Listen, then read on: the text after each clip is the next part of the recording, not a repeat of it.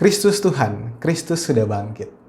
Bapak Ibu Saudara-saudari, umat kekasih Allah, para sahabat di dalam Kristus. Hari ini kita merayakan Paskah, hari kebangkitan Tuhan kita. Ada seorang teolog dan penulis Katolik Belanda bernama Henry Nouwen.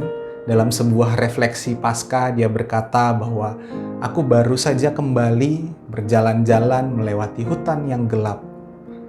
Di situ sangat dingin dan berangin, banyak angin bertiup, tapi segala sesuatunya berbicara kepadamu. Segala sesuatu. Awan, pohon-pohon, rumput-rumput yang basah, lembah, dan cahaya yang bersinar di kejauhan. Bahkan suara angin, semuanya berbicara tentang kebangkitan. Semuanya menyadari dan semuanya terus menyuarakan tentang kebangkitan. Dalam semua yang diciptakan ada kebaikan, dan semua yang diciptakan itu diperbarui, bahkan membawa kemuliaan yang lebih besar lagi bagi kemuliaan Allah. Bapak Ibu Saudara-saudari, dari kutipan refleksi di atas, saya melihat bahwa Henry Nouwen begitu mengagumi seluruh ciptaan. Ia bahkan membayangkan dan merasakan bahwa seluruh ciptaan berbicara tentang kebangkitan Kristus. Alam semesta bersuka cita atas kebangkitan. Dalam liturgi malam Paskah atau Paskah subuh atau Easter Vigil, ditampilkan simbol-simbol ciptaan dan alam semesta seperti terang dan gelap, api dan air, bunga dan tumbuh-tumbuhan, roti dan anggur bahkan menjadi sebuah kesatuan simbol dari alam semesta, dan itu dihadirkan dengan apik di dalam liturgi. Juga biasanya dalam liturgi malam Paskah atau Paskah subuh dinyanyikan sebuah pujian proklamasi Paskah atau exsultet. Kira-kira kutipannya berbunyi demikian: bersukacitalah hai makhluk alam semesta, bernyanyilah hai paduan suara para malaikat, Dia sang penebus sudah bangkit, bersoraklah hai bumi, sambutlah juru selamat dunia, Yesus Kristus yang telah menaklukkan kegelapan. Sayangnya memang dalam gereja Protestan, simbol-simbol kosmik, simbol alam semesta ini hampir tidak ada. Ya, paling tidak ada lilin yang dinyalakan. Beberapa gereja Protestan belakangan dalam perayaan Paskah juga merayakan perjamuan kudus, termasuk gereja kita.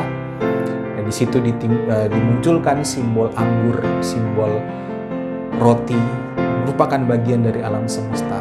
Kadang juga dekorasi yang meriah, ada bunga-bunga yang menyatakan bahwa Allah juga hadir. Kebangkitan Allah adalah kebangkitan semesta. Kebanyakan gereja Protestan memang tidak mengenal exsultet.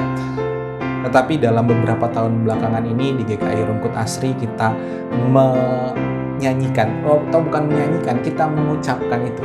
Tidak sebagai sebuah nyanyian, tapi sebagai sebuah proklamasi Paskah. Dan itu disadur dari teks aslinya exsultet. Sukacita kebangkitan harusnya dirayakan juga bersama dengan seluruh alam semesta, seperti yang dinyatakan dalam exsultet tadi. Bersoraklah hai makhluk alam semesta, bersoraklah hai bumi. Sehingga rangkaian sengsara, kematian, sampai kebangkitan Kristus dalam Triduum atau Trihari Suci Paskah dirayakan sebagai sebuah kesatuan. Mulai dari Kristus yang menderita sengsara, kemudian masuk ke dalam kegelapan, dalam kematiannya, dan bangkit dan menjadi terang. Bapak Ibu Saudara-saudari, keterlibatan kosmos atau alam semesta itu memang sudah ada sejak Jumat Agung ketika Yesus disalib. Bahkan sejak Yesus hidup di dunia dan berkarya di tengah dunia ini.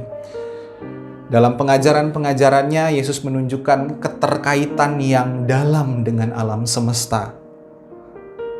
Seperti misalnya kebun anggur, benih di ladang, ilalang, dan gandum, hujan, matahari, burung-burung, dan domba.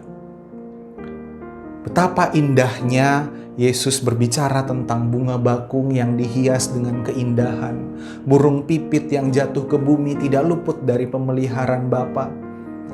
Bahkan saat kematiannya pun, keterkaitan dengan alam semesta itu ditunjukkan dengan kegelapan dan gempa bumi yang menyelimuti dunia ini ketika Yesus disalib. Kegelapan yang terjadi dimaknai sebagai sebuah perkabungan semesta.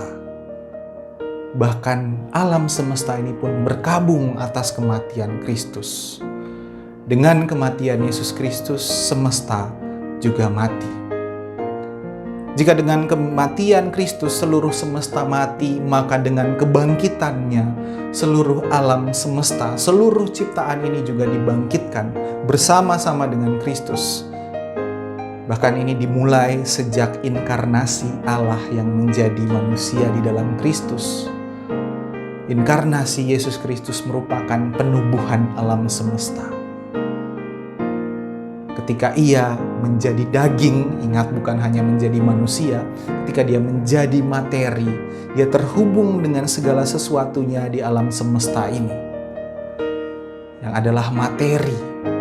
Berdasarkan teologi-teologi yang dikembangkan misalnya oleh Niels Gregersen atau oleh Elizabeth Johnson tentang deep incarnation, bahwa ketika Allah menjadi tubuh, Allah menjadi daging dalam Yesus Kristus, dia sedang menyatakan dirinya menjadi satu dengan seluruh semesta, menjadi materi. Karena itu dikatakan Allah firman itu menjadi daging, bukan hanya menjadi manusia, menjadi materi, punya keterhubungan dengan kosmos, dengan seluruh alam ciptaannya. Inkarnasi adalah tindakan cinta Allah. Dan ini juga yang menjadi landasan kasih Allah bahwa ia menjadi sama dengan manusia. Selain inkarnasi, kebangkitan, juga kematian Kristus dan kebangkitan yang merupakan tindakan cinta kasih Allah akan semesta. Karena itu ketika Kristus mati, alam semesta ini berkabung. Alam semesta ikut mati bersama dengan Kristus. Dan ketika Kristus bangkit, seluruh alam semesta ini menyatakan, memuliakan kebangkitannya. Seperti yang kita proklamasikan dalam Exsultet. Bersoraklah hai alam semesta, bersoraklah seluruh bumi. Seluruh alam semesta mempersaksikan kemuliaan kebangkitan Kristus. Matahari, bulan, bintang, tumbuh-tumbuhan, hewan, air, tanah, bumi ini semua mempersaksikan kemuliaan kebangkitan Kristus.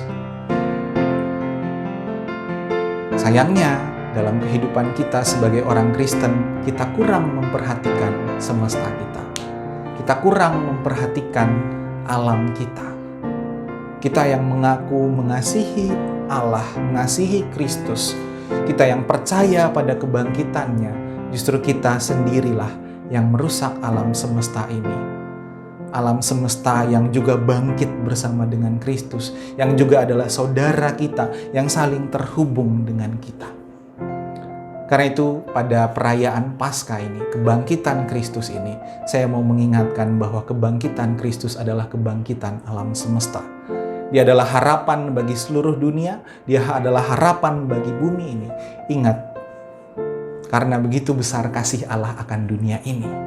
Bukan kepada saya saja, bukan kepada saudara saja, bukan kepada manusia saja, tetapi kepada seluruh dunia, alam semesta, kosmos. Maka dia mengaruniakan anaknya yang tunggal. Allah begitu mengasihi dunia ini, maka kematiannya adalah kematian dunia.